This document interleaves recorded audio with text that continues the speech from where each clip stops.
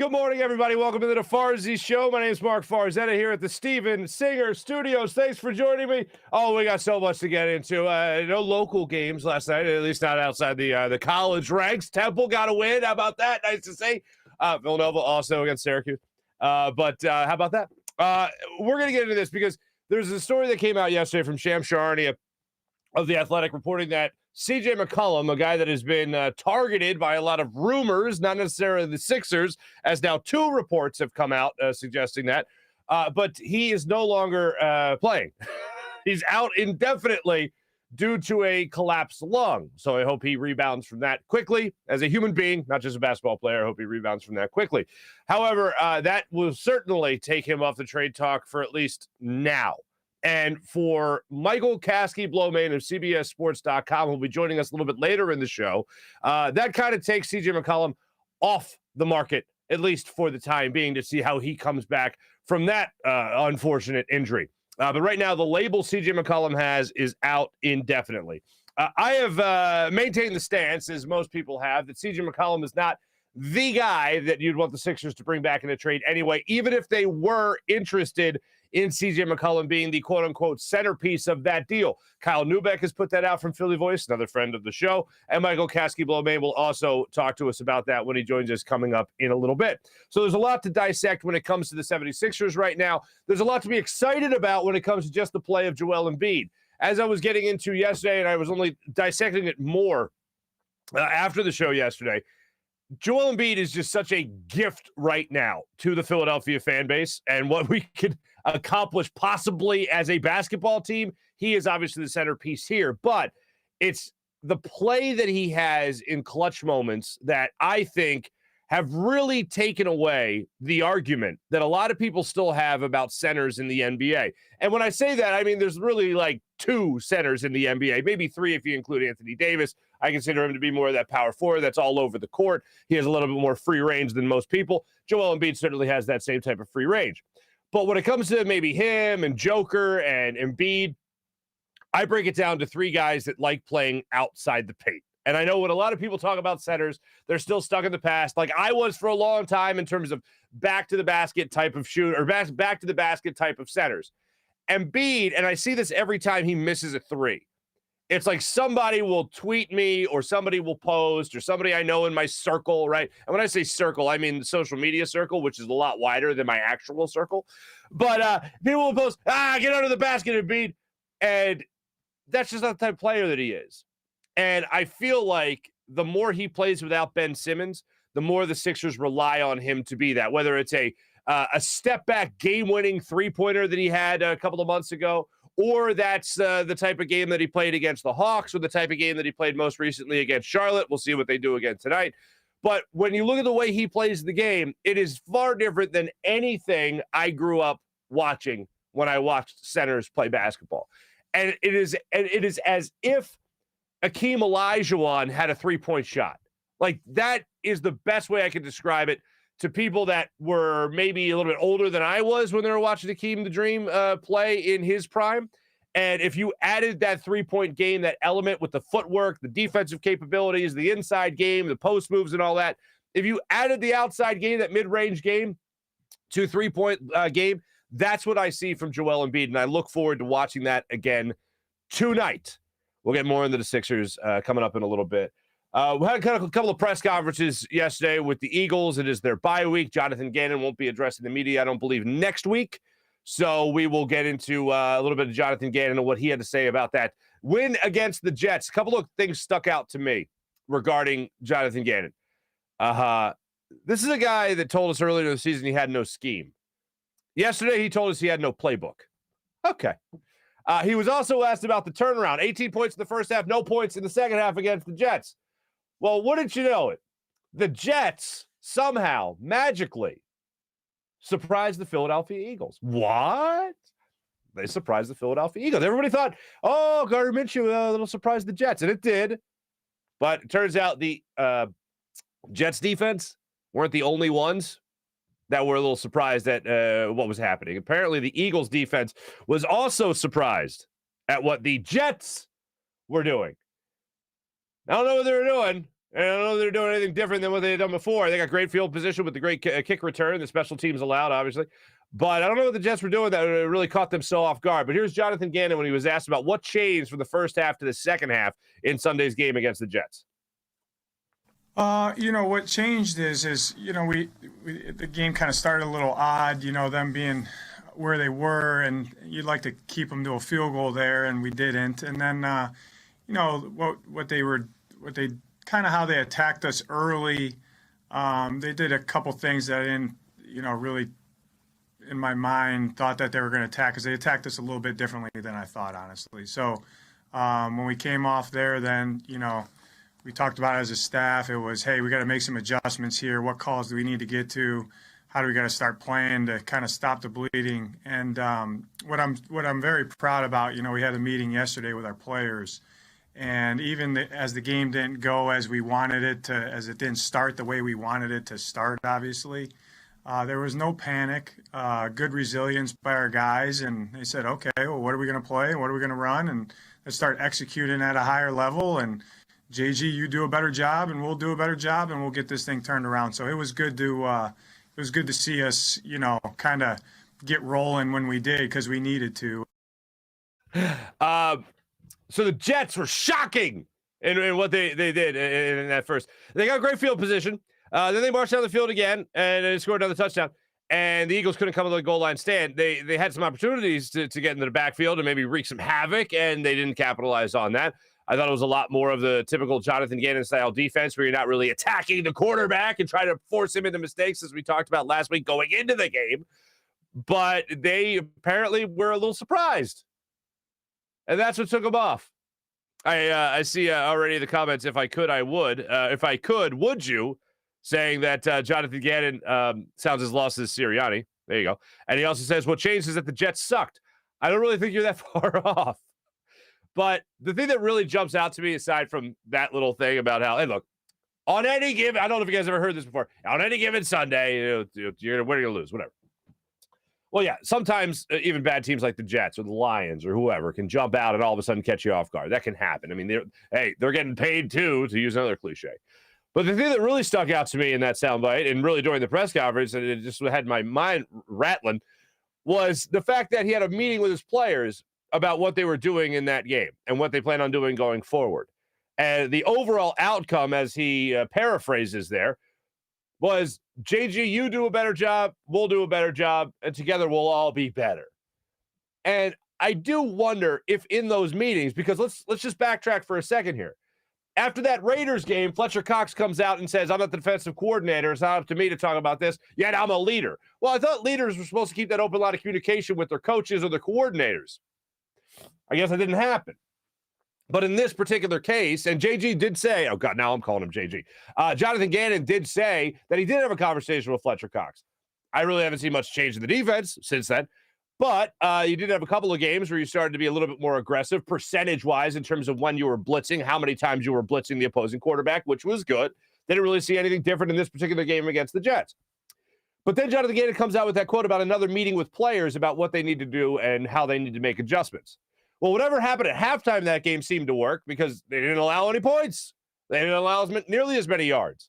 So they actually stepped up defensively in that game to make the proper adjustments. And just like we said yesterday about Nick Sirianni saying that Devontae Smith didn't get as many snaps as Jalen Reagor, I will never be okay with that. That will never be a good thing as far as I'm concerned. But Sirianni yesterday said, yeah, that was the game plan. That's what we did. We wanted to attack their defense in this certain way. I'm not going to apologize for it. We didn't punt until our last possession.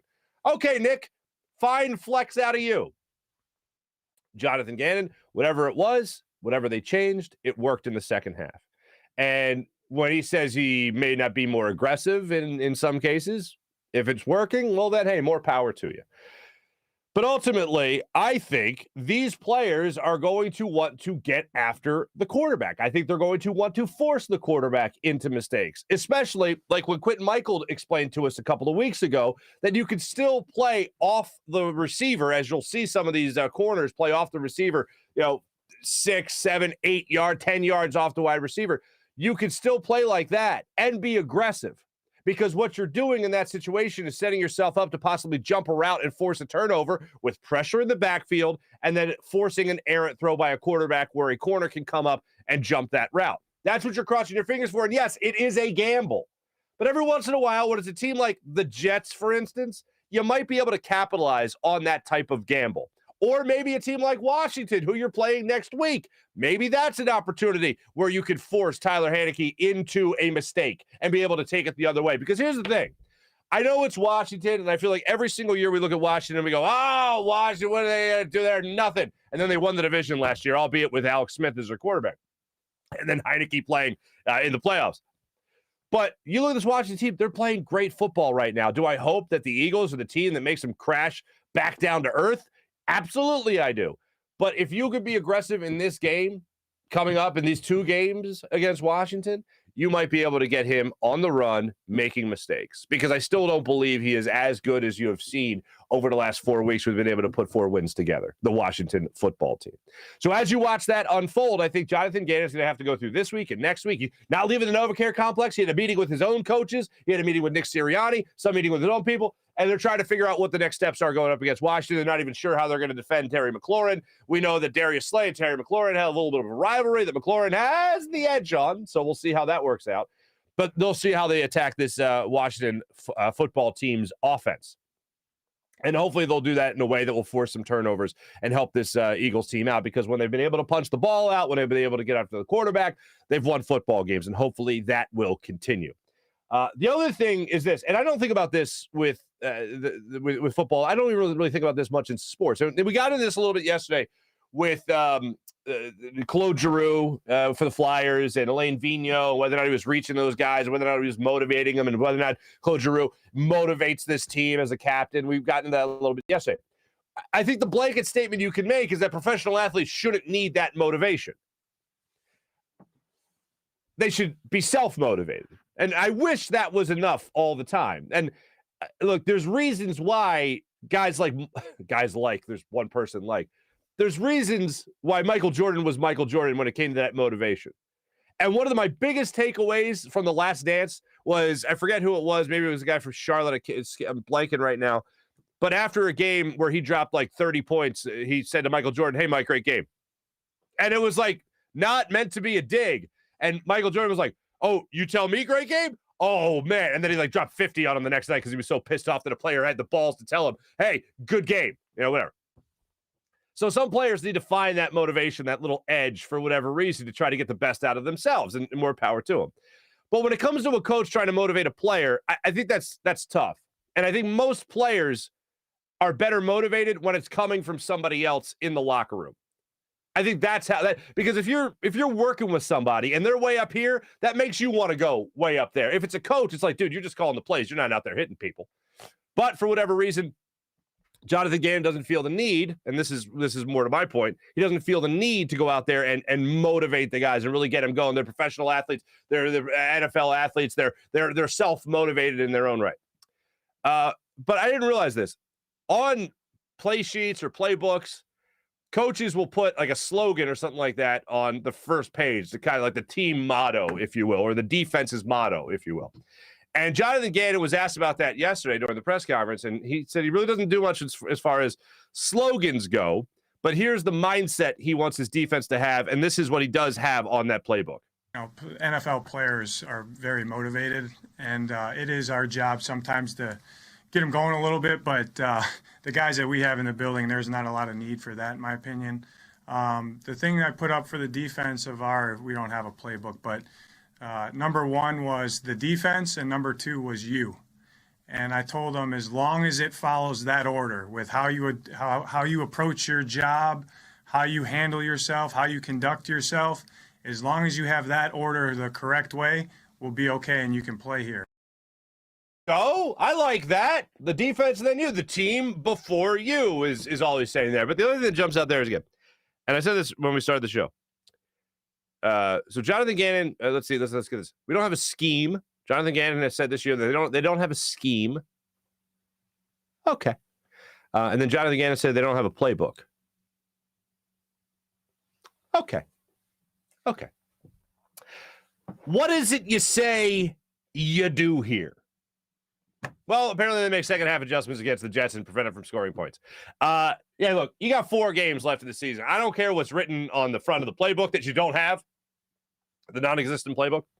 I don't really care if you're getting in players' faces and trying to motivate them. And we all remember the Gus Bradley film before he was almost hired here as Eagles head coach before they went to Chip Kelly. Do your job. Do your job. And we all love that motivating guy, right? The in-your-face guy that holds players accountable. If Jonathan Gannon's that guy, great. If he's not, which he appears not to be, then fine. Whatever it is, you got Washington, you got the Giants, and you got Dallas. Washington twice, of course, in that mix. Win those games. Play well against those teams. Force them into mistakes. Don't just sit back and wait for them to make the mistake, because that's where you'll run into some problems. You look at a guy like Tyler Heineke, you look at how they played against the Raiders. I mean, that guy just buckled down, especially in their final drive, and was able to get them downfield for a field goal to win that game. And they've done stuff like that time and time again over the last 4 games of the season as they've kind of figured out themselves despite injuries, especially on the defensive side of the ball. That's something that shows that you can find adjustments to. And offensively speaking, as much as we're talking about Jonathan Gannon, you talk about Ron Rivera's defensive mind against Nick Sirianni's offensive mind. I hope that's at least a chess match going forward. Because if anyone knows how to defend against a mobile quarterback, it's Ron Rivera, who was coaching against, in practice, Cam Newton and coaching Cam Newton up in his heyday in Carolina. So Ron Rivera will know a thing or two about that. You got to face him twice before the year's out. I know we're going to talk about Jonathan Gannon because he spoke yesterday. Next week, we will certainly get into that matchup. I'm hoping it's a chess matchup, and I'm hoping it's not a situation of Ron Rivera playing chess while Nick Sirianni's still fumbling around with checkers. King me. I hope that's what we'll be breaking down next week. Before we get to our guest today, I said many times, CJ McCollum, I'm not on board with that. I don't want to go down to that level. Not that he's a horrible player or anything like that. I'm just hoping you get more back for Ben Simmons. Michael Kasky-Blomain, CBSSports.com, will be joining us momentarily to help us break down all that and more. But first, let me tell you about my good friend Steven Singer of Steven Singer Jewelers, the other corner of 8th and Walnut, right on Jewelers Row in Philadelphia. The holiday season. Gifts, buying gifts? Buying gifts for that special someone in your life? How about beautiful Anita diamond stud earrings for just under $270. Just under $270. The same price as last year. Steven's not jacking things up. He knows what the deal is this year. People falling on some tough times. He wants to make sure he takes care of everybody with these beautiful, colorless, flawless to the eye diamond stud earrings. And here's the other thing. You know, every single time you walk into Steven Singer Jewelers, you're going to get taken care of with the perfect price every single day. No discounts, no promo codes, nothing like that. No, ladies and gentlemen. Taking care of every single day with the perfect price. That's what he's offering at Steven Singer Jewelers. Go to IHateStevenSinger.com or the other corner of 8th and Walnut and see for yourself why I trust this guy with all my jewelry purchases. Steven Singer Jewelers, one place, one price, the perfect price every single day, especially during the holiday season. Ladies and gentlemen, Steven Singer Jewelers, the absolute man. I did say this at the start of the show. Yes, CJ McCollum does have the collapsed lung. He's out indefinitely. And as I started the show with, he's going to be falling off a lot of people's wish list as far as trades go. And apparently he's already off the 76ers wish list, as Philly Voice has reported, and Michael Kasky-Blomain will also update us on momentarily. Without further ado, let's jump to the Rothman Orthopaedics guest line and talk to our friend Michael Kasky-Blomain.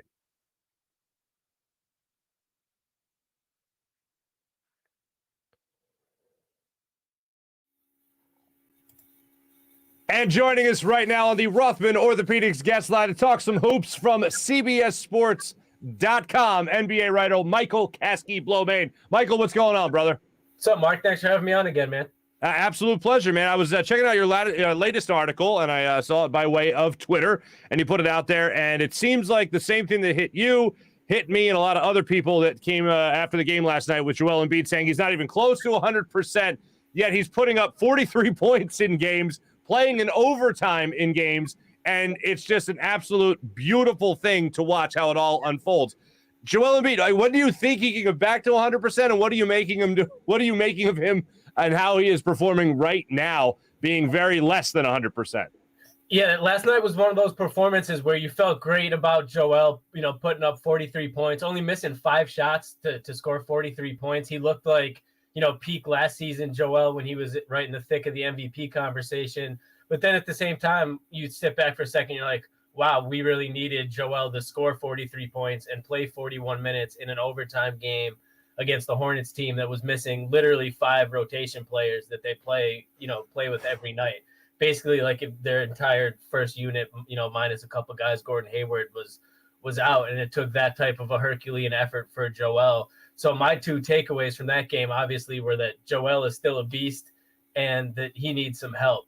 And the fact then that, after the game, he was talking to Kate Scott, the Sixers commentator, and said like that article says that he's still not at 100% now, almost 2 weeks after he returned from missing nearly 3 weeks with, COVID-19. He said that it hit him really hard and that he's, consistently feeling a little bit better. But, I'm hoping as long as he doesn't have to miss any more games, I think that over the next couple of weeks, we'll see him really start to round into shape. I think we've seen it a little bit in that Atlanta game that he hit the game winner in. And then in Charlotte last night, we're starting to see flashes of the Joel Embiid that we got accustomed to seeing like last season.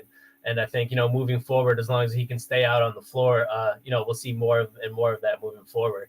Mm-hmm. Certainly. I mean, I look at him, and I said this on yesterday's show, I look at him as, the Super Bowl was the greatest thing that happened, maybe to Philadelphia ever, maybe since the Declaration of Independence. And then after that, it's watching Joel Embiid play his career here in Philadelphia. And last night, that really hit me. It really sunk in. And it wasn't just last night. It was the night before, beating the Hawks and how he's been performing in these overtime games, especially being right after COVID. When it comes to the ceiling of this team as constructed right now, without Ben Simmons playing, even with Joel Embiid playing at this level, what is it? What is the ceiling for the as constructed 76ers right now?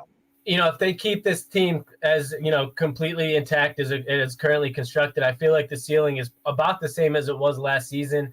I think Joel's good enough, obviously to get them into the playoffs, potentially even win a first-round series, depending on who they're matched up with, as long as everyone can stay healthy. But that's pretty much where you're going to cap the ceiling. You don't really see them contending and beating a team like the Bucks, like the Nets, like even, some of these teams that have been playing really well, the Bulls, teams like that with, the roster is currently constructed. Obviously, the Sixers kind of have an ace in their pocket that a lot of these other contenders don't have, other than maybe the Nets, because they have almost a similar situation going on. But in terms of having a guy like Ben Simmons there that they're, obviously going to trade eventually, that could bring back, a real infusion of talent around Joel and the team that's already out there, that has the potential to take them from, a good playoff team, which is what I think they are currently, to right back in the thick of that contender conversation in a conference where if Joel had a little bit more help around him on the perimeter, potentially they could compete with, the Nets and the Bucks to get to a conference finals, something like that. Mm-hmm. Now, when it does come to eventually moving on from Ben Simmons, which I think the last time we spoke, that's pretty much where you and I thought this was going, as most people do. The latest report is that Damian Lillard wants Ben Simmons to play with him in Portland, so a lot of people are just coming to the conclusion that CJ McCollum would most likely get dealt to the Sixers. What's the latest, and what's your opinion? That's a great question, Mark, and I can tell you, some pretty firsthand information. I spoke to a member of the Sixers this morning that basically shot that down completely. There's no interest currently on the Sixers side of having CJ McCollum be the centerpiece of a trade package for Ben Simmons. The source added that the two sides haven't talked in weeks, being, Portland and Philadelphia. And, I think the Sixers are really still holding out hope that it's, not going to be CJ that they would potentially trade for, but that it is going to be the guy you mentioned right before that, Dame Lillard. There's a lot of uncertainty in Portland right now. They just parted with their longtime GM, Neil O'Shea, amid, somewhat of a scandal. There's a report today from, I believe it was from Woj of ESPN, that Dame's going to be looking for a 2-year contract extension this summer that will kick on the end of his current contract, which is going to be paying him close to $50 million when he's like 34, 35 years old, a few years down the road. And there's some speculation about whether or not the Blazers are going to want to, sink that much into him.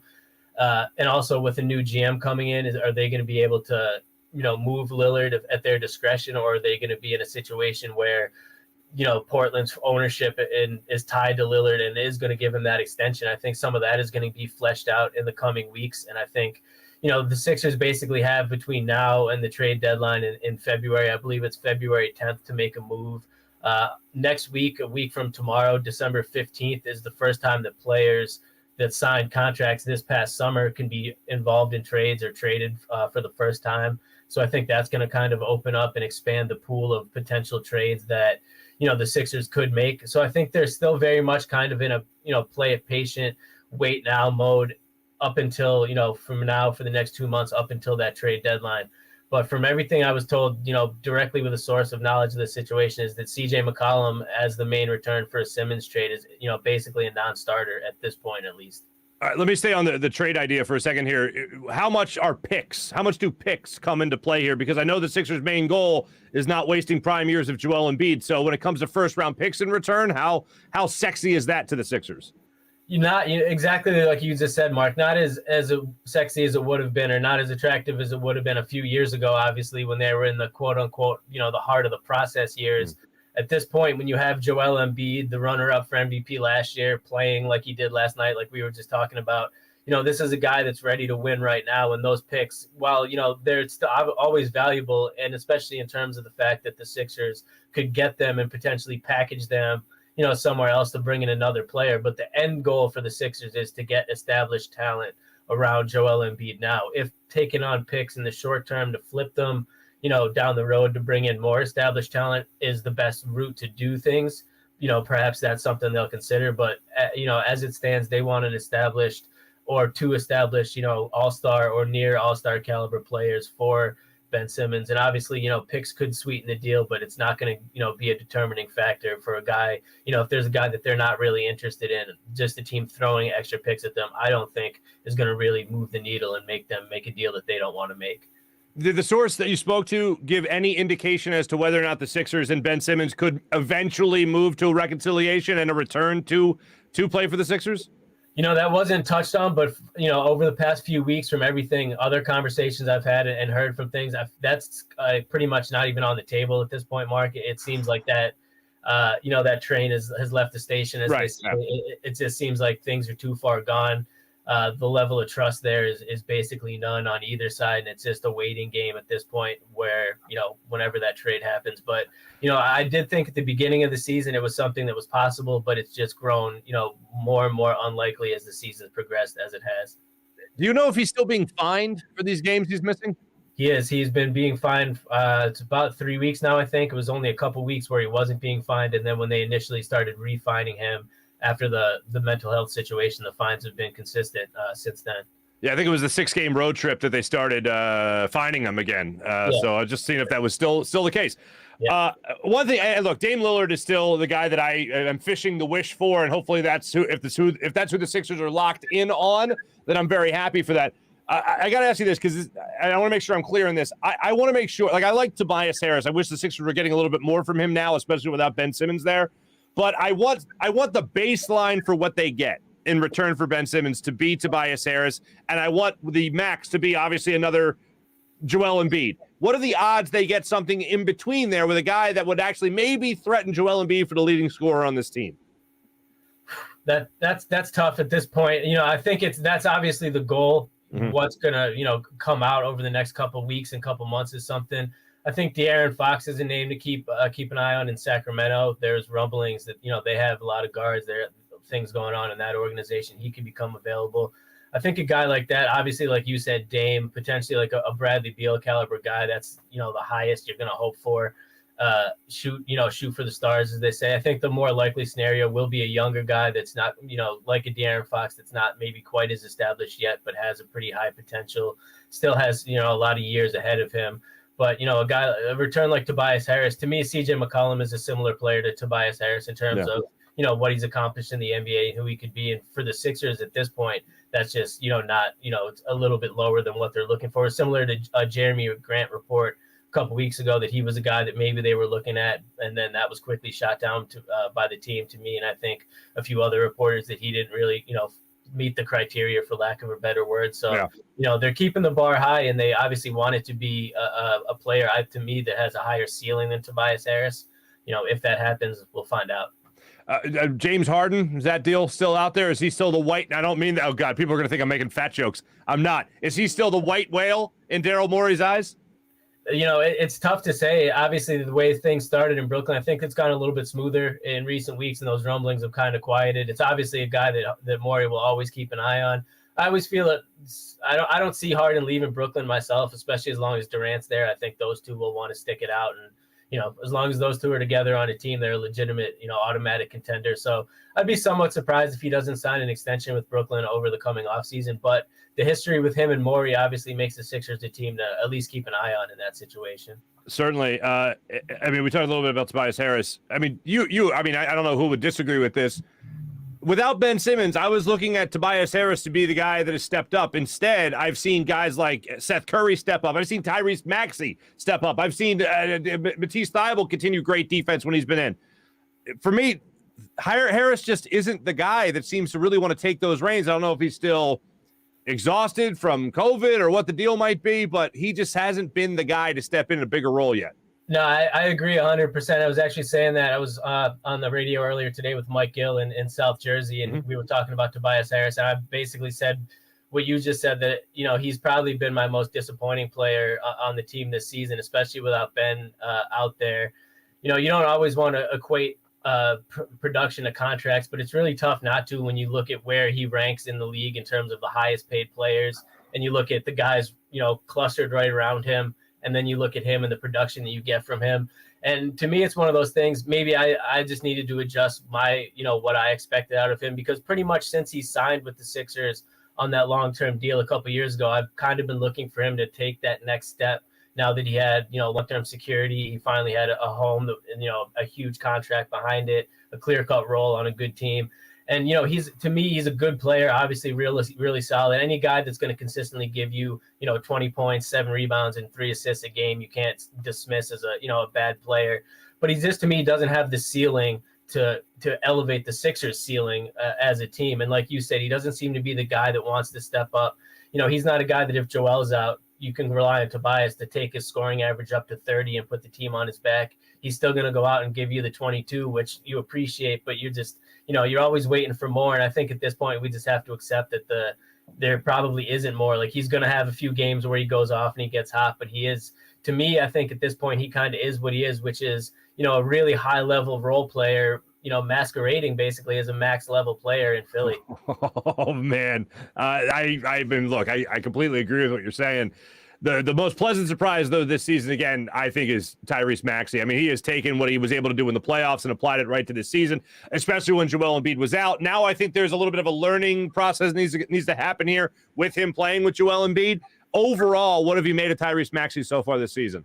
Yeah, absolutely. I think I think we all expected him to take a little bit of a step forward this season with especially with Ben out, but he really took the reins of that offense, like you said, especially when Joel was out, and kind of ran with it and showed, really quickly how he's developed, how he can attack the basket, how he can space the floor.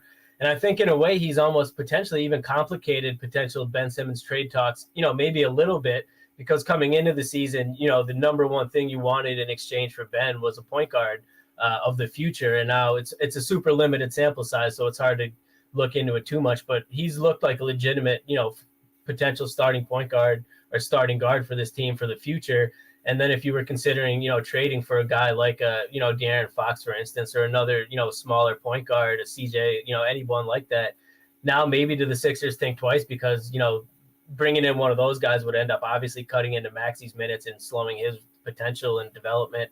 So, that's technically a good problem to have, I guess. But, overall, I do think he's been, really impressive. I would like to see him obviously learn to mesh with Joel a little bit more. And I think that will come with time and experience, but he's definitely been, as disappointed, I guess, as we were talking about being with Tobias. It's fair to say we've been that, excited with what we've seen from Tyrese. Last thing for you, Michael Kasky-Blomain, CBSSports.com, NBA writer. When you look at the Ben Simmons situation, will this go right up to the trade deadline? Will this happen a month before, 2 months before? How long do you think this will continue to go on for? If the trade deadline ends at 6 o'clock on February 10th, I feel like we're going to be refreshing Twitter at 5:57, 5:58. Now, I mean, maybe that might be a little bit dramatic, but I really do think that it's going to continue to be a patient approach on Daryl Morey and the rest of the front office. They've been patient thus far, and already we've seen that patience pay off just to a small extent in terms of some of the reports that came out today. The Pacers are reportedly looking to blow it up. Not that the Sixers would take, one of those guys, but they could help potentially facilitate. There's reports about the Kings looking to blow it up. Obviously, the uncertainty in Portland. And there's potential that more situations like that and other franchises could arise between the deadlines. So, I expect it to be, pretty close to the buzzer there.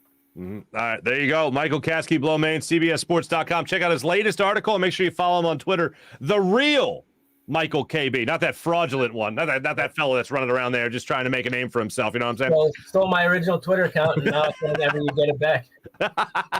Michael Kasky, Blowmain, great catching up with you as always. Thanks for coming on the Farzy Show on the Rothman Orthopaedics guest line, talking some Sixers basketball with us, man. Thanks. Thanks for having me on, man. Appreciate it. Always a pleasure. My thanks to Michael Kasky, Blowmain, joining us there on the Rothman Orthopaedics guest line. Always good stuff regarding the NBA. Here's what I got. De'Aaron Fox, I do like. Obviously, with the news that has come out since that interview regarding CJ McCollum, with the Sixers not being interested supposedly anyway, according to two separate reports, one from Michael KB, the other from Kyle Neubeck of Philly Voice. It appears the Sixers weren't interested to begin with. It was just a name that was, I guess, a downgrade from Damian Lillard. De'Aaron Fox is an interesting name to me. He is a very evolved Tyrese Maxey. So I don't know if Tyrese Maxey would be involved in that deal or not, but he's I think stylistically, even though this year, especially his three-point percentage is down, I think the way they play, their style of play is very similar, though De'Aaron Fox is pretty damn good. I wouldn't mind seeing him in a Sixers uniform. 23 years old versus Tyrese Maxey, who's what, 20? Just a pup. So we'll see how all that plays out. Here's the deal. I do see this Ben Simmons thing, especially with the wrench thrown into everything with CJ McCollum's injury. I do see this as something that will prolong the search for a trade partner. And it could lead up until the NBA trade deadline. Hey, Daryl Morey said a couple of months ago now, that they're dug in on this Ben Simmons situation. He's under contract. They're fighting him. He's not playing. They'll wait it out. Well, they might wait it out till the trade deadline. They might wait it out till the end of the year. They might wait it out until the beginning of next year. They can. And one of the things that really jumps out to me is sort of a bottom line thing here. When I ask Michael KB about how high the ceiling is for the Sixers as constructed, he said right around where they were last year, possibly winning a first-round series, going into the second round of the playoffs, maybe getting into an Eastern Conference final. That I don't think happens, Eastern Conference final. I think, with Joel Embiid possibly being your best player on the floor, if they win they could very much win a first-round playoff series. So we'll all be ears to that.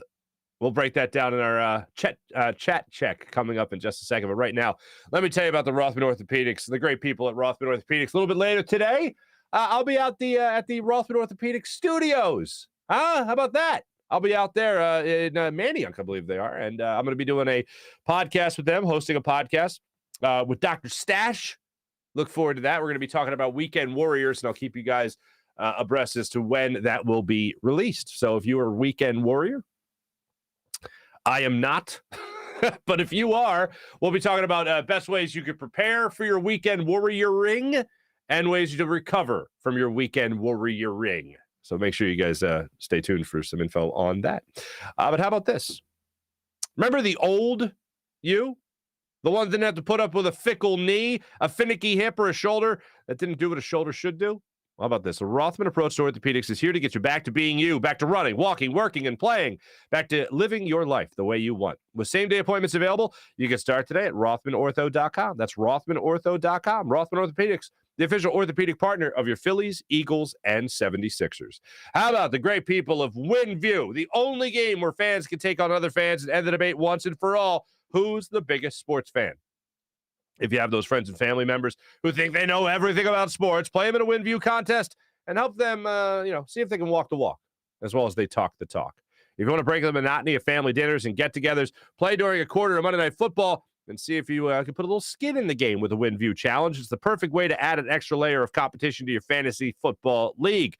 While you're tracking the games on Sunday or maybe on Thursday or on Monday, how about this? You can see which teams and players are killing it in your leagues and which are not, and maybe challenge a fellow league member to a WinView contest. It's not a sports book. It's not daily fantasy. It's a social gaming app where fans can win real money prizes for making predictions on the games that they love so much. So download the WinView app right now. How about this?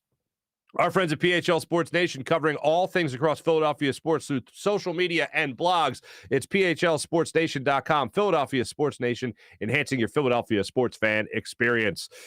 BetQL, make the smart bets with BetQL and get the advantage over your sports book. Download the BetQL app right now. Use their best bets computer model, which scans over 350,000 unique bets per year to give you the best bet recommendation for every game across all major sports. They give you the reasoning behind why you should place that bet as well. Their model covers everything from point spreads, over-unders, player props. And if you don't want to use their model and prefer to do your own research, BetQL has all the necessary tools for your betting research needs. Everything from sharp data, line movement, team summaries, lineups, injuries, breaking news, even a leaderboard to help you track your own success. Head to the App Store right now or Google Play Store and download the BetQL app and have yourself a good time. Let's jump into our chat check, ladies and gentlemen. See how everybody's doing right now. Good morning, April. Dak, happy hump day. It is hump day, isn't it? Good morning, Kevin.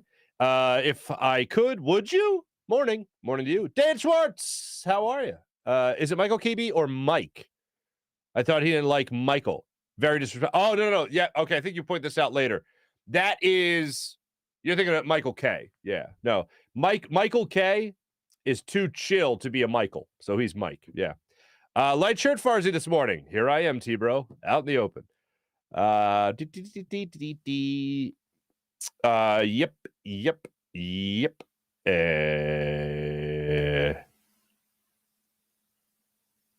Wow. Dan, that is a name. Work totally sucks. Big time. Worse than Mike McMahon. Wow. Dan, good to have you back in the chat today after your work soiree yesterday. What did Mike McMahon do to you other than, play terrible quarterback for the Eagles? I will say this. Here's a quick random Mike McMahon story. I was at church one time. How all great stories start. I was at church one time, and they tapped me. I was sitting in the back, and they go, hey, could you help with the collection? And I'm like, yeah, sure. I was one of the guys that did the basket. You go through and take the money, right? And this doesn't take the money. That doesn't look like a good pantomime. Anyway, I'm a horrible mime. But you do the collection, and I'm doing the collection, and I swear, I see this massive forearm reach for the collection basket to drop it was like a 20. It was a 20 note. And I look up, and it was Mike McMahon. And I was like, oh, look at this guy, nice little Irish Catholic boy coming out here, dropping his money in there. What a guy, $20? That's a Catholic 100. You know what I'm saying? Anyway, so there you go. That's my Mike McMahon story. Oh, that, and I went to the Reggie White game where him and Coy Detmer both played and both sucked. That's the other Mike McMahon story. The end. If I could, would you? That is the Jets sucked. That's with the game plan in the second half, no doubt. Mally, good morning. What's going on? John Cheeseborough, I believe what changed is Sirianni decided to go with the ball control offense to keep the defense off the field and out of the equation. John, you're not far off, especially when you look at time of possession. Jonathan Gannon was also asked about time of possession by friend of the show, Zach Berman, and he said it doesn't really factor much into his decision-making. It might have factored into Nick Sirianni's decision-making, considering, hold on, this defense is a bend a lot, but maybe don't break type of mentality. Let me make sure they have as little opportunity as possible to hurt us. And that might be part of it. T-Bro, JG sucks. Worse than the Jets. There you go. John, there you are. Hence 14-minute time of possession in the third quarter. That a guy. Gannon, Dan Schwartz, Ganon, Link's mortal enemy from Zelda, would be a better defensive coordinator. I was not a Nintendo kid. I'll tell you that much. That was a big bone of contention between me and my buddy growing up, Andy Campbell. That was a big thing. He was a big Nintendo guy. Me, not so much. Maybe the N64, which, by the way, if you guys haven't seen the new, not new, I don't know how old it is, but I just saw it for the first time yesterday. One of my friends posted the N64 GoldenEye theme. is one of I'll just say this. To this day, that theme still slaps, okay? For all the kids, it still slaps. It's a real toe tapper. But if you haven't seen that yet, it's a good time. It's a TikTok thing. I'm on TikTok, but not really. Like, I'm on because I every once in a while people will send me things and I want to see it. So I'll click on it and then, oh, that's TikTok. Okay, good. Let's see. Nick Sirianni wanted his team to grow like a flower. Enter Gardner Minshew. The sequel. First time. It's for real. This time, it's for real. All right, let me try that one more time. Here you go. If I could, would you? Nick Sirianni wanted his team to grow like a flower. Enter the Gardener. Gardner Minshew 2. The sequel. This time, it's for real. There's my movie trailer voice. Let's see. Why are we talking about beheading in the chat? What the hell is happening here? Spellcheck hates you after that one, PJ. Oh boy, PJ, what'd you do? Danth? That's you're quoting Sterling Sharp or Shannon Sharp, excuse me. Shannon Sharp. Things are getting crazy. Let's see what else is happening here. Gannon looks like a K&A warrior. You know the unwritten rule, if it's messed up and you laugh, I'm off the hook. That's true. I'm still upset I haven't fired a weather girl. Found? Mally? Is that what you're trying to say? Found? Hired a weather girl. Okay. T-Bro, JG's playbook, less plays than Farzi's tackle box has lures. Oh, what a throwback. What a throwback, T-Bro. That's how you know you've been watching the show for a long time. Do I still? No, I don't have it. I don't have it anymore. I think I got rid of that picture. I actually, like maybe 2 weeks ago, I got rid of that picture. It was in my show sheet and, or not my show sheet, my, whatever the hell you call it. My drive. And I was like, I don't do that anymore. When's it want to be an example to have to show my tackle box? It was kayak fishing, T-Bro. Kayak fishing. Limited space. Thing was the size of my phone. Had like 6 lures in it. You and Derek Gunn aren't going to let me live that one down. I'll admit, CJ ain't no PJ. Very nice. Well played. April, good morning. Oh, the clap's long. That doesn't sound good. Takes a long time, especially for an athlete to recover. Poor guy. April, I don't disagree. Jockstrap is in the chat, which is just fun to say. Good morning, friends. Good morning, Alyssa. Nice to have you. Ray. Ooh, here's Ray. I haven't seen Ray in a while. Ray, Sixers got to make a trade that will be an elite team make them an elite team for the next 3 to 4 years. Not just a good team this year. Have no interest in the Lillard. You have no interest in the Lillard. Wow. Oh, wow. David's out on Dame too. Ooh, guys.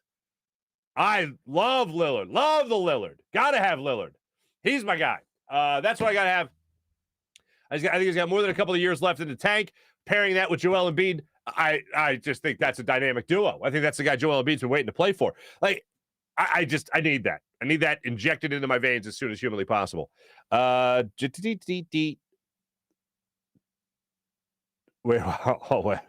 Oh, we have John issuing laps now. Oh, boy. I have to read it now if he has to take a lap. John Cheeseborough, Howie is offended you said GM Alyssa. He prefers you say good morning. He doesn't want any confusion. He knows anyone would be better at his job. Just a heads up. John says, Dan, take a lap for that one. Alyssa, yo, Dan. So we have some chat check fighters. Wasted Years, Iron Maiden. Okay. Supposedly the Sixers and the Phillies have aggressive GMs, and we haven't seen anything from either of them. Ray, that's a fine point. Two comments from Ray.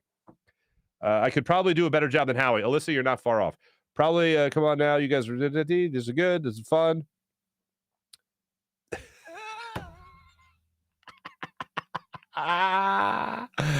Oh, Mally, very kind. Kayak Farzi is a legend. Thank you so much. April, that was basically a kid's tackle box. Thanks, April. By the way, my allergies, guys. Oh, pots and pans. Oh, still killing me. Still killing me. In the meantime, look at this. Remember when I showed this earlier? Yeah, look at that for a second here while I take care of some business. Yeah. Allergies, bro. Allergies. I didn't remember Perfect Dark. Was that a game? GoldenEye was a great game. I mean, if I'm a non-Nintendo guy, for instance, and I'm telling you how great GoldenEye is, that means it's great. It's just awesome. Mopar just says, good bird. Oh, go Birds. What's up, Mopar? Nice to see you. April, you need a neti pot. I did the neti pot once. It worked. It just freaked me out. I felt like I was pouring water into my brain.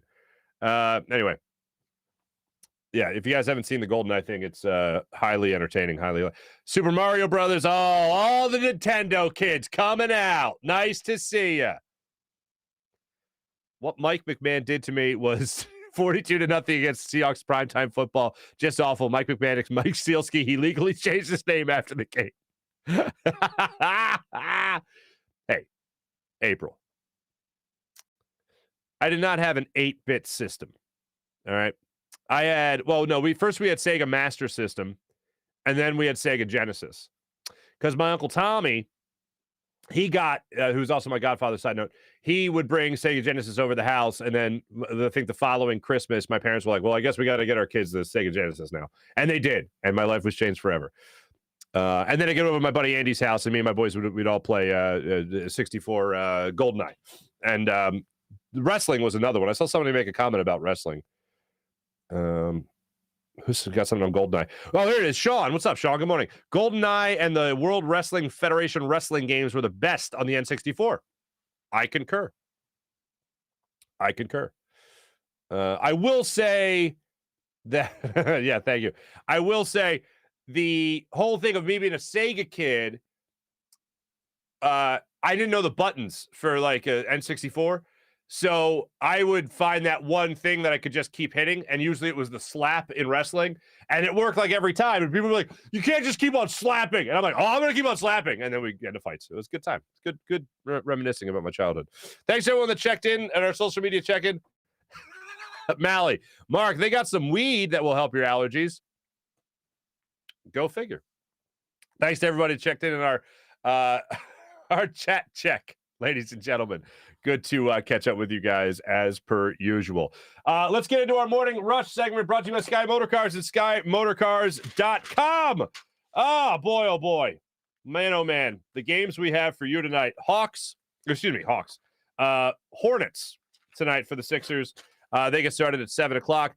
Flyers also back in action, looking to snap a 9-game losing streak. Yeah, let's hope they're able to do that tonight. Look, the offense no doubt was there. Carter Hart will be back in net tonight, I'm sure. We'll see how that plays out. You have 5 goals. They were aggressive in the game. Their first game under Mike Yeo as their head coach. Claude Giroux has come out and made the comments about how this team doesn't have any identity. For a captain of a team, like these started turning in my head as the things got, I don't know, I guess heightened, and the more I thought about it. We talk all the time about coaches not throwing anyone under the bus. Well, when a player comes out and says we don't have an identity, our identity is we allow a goal and then we stop playing, that's pretty damning. How does that get received in the locker room? Well, here's what I'm hoping. It lights a fire under everyone's ass. And if you're going to say that, you better come out and score 2 goals in that game. And that's what Claude Giroux did. He had the one bad turnover that I talked about yesterday, but he had 2 goals in the game. Hopefully the offense will get back on track and start getting things going a little bit in terms of what they were able to do in this last game with 5 goals. Defensively speaking, I think you need a lot more from Keith Yandel. I think you need to see a lot more from him. He's a bigger guy. He's not tiny by any means. Needs to be a lot more aggressive in front of the net. Going back to the game against the Rangers, the game they lost 4-1, they had 2 opportunities on the doorstep to try to prevent goals. Just got outmaneuvered. He got out-hustled around the crease. I don't know how you allow that if you're his defensive partner. I mean, it's gotten to a point where, like, I know you're looking at Mike Yeo as the guy that hopefully comes in here and is the guy like Dan Bilesmo was years ago to the Pittsburgh Penguins to push the right buttons, the change in the middle of the season that they needed to get into the playoffs and win a cup and all that. Hopefully that's what happens here in Philadelphia. But when you look at this particular team, I think it needs to come from within. And hopefully this gets taken in the right way, Drew's comments, and that this team wins a lot from this point on. And I'm hoping that's the case. You'll get Carter Hart back in net. I'm just hoping that's the case for this team. They need to do it on the defensive end of things because that was what they really needed help with last year after allowing some of the most goals in the NHL, one of the worst teams defensively speaking in that regard. They're going to need that type of uplift, and hopefully that starts tonight, starting now. Fire the head coach. Starts now. Okay, they lost. Starts now. Starting now. Hopefully that starts now. Other than that, Joel Embiid back on the hardwood tonight against Charlotte. Looking forward to seeing that display one more time. And hopefully they just keep on going. Oh, Sean, you were a Sega kid as well. Bought N64 as a poor young adult. We all have those wonderful moments. We're like, oh, now I'm an adult. I can buy my own video games. That's the day you really become a man. Hey, ladies and gentlemen, thanks for watching. Thanks for listening. Much appreciated. We'll be back with you guys tomorrow on a Thursday edition of the Farzy Show. I'll also let you guys know when we're going to drop that podcast with the great people from Rothman Orthopaedics. For Weekend Warriors, if you guys are like me and every once in a while you go out there, for me, it's once every 20 years, go out there and actually play a sport on a weekend. I actually was doing the math on this. So when I'm like 55, my kid, my son, who's doing like 40 days, whatever it is, he'll be in his like prime sports playing years if he even likes sports. But it's still like, and same thing with my daughter. I'll be, a little younger than that. I'll be like 53, and I gotta be ready to go, man. I gotta keep this unathletic body. I gotta get this unathletic body back in the athletic form. So Rothman will help me with that, I hope. Especially with trying to be the people that, will be a weekend warrior yet again. Thanks for watching. Thanks for listening. My name is Marc Farzetta. Jim Hyde produced the program, did a phenomenal job as per usual. This is a Buzz Sports Entertainment production from the Steven Singer Studios. Have a great rest of your day, everybody. Talk to you guys tomorrow. Take it easy.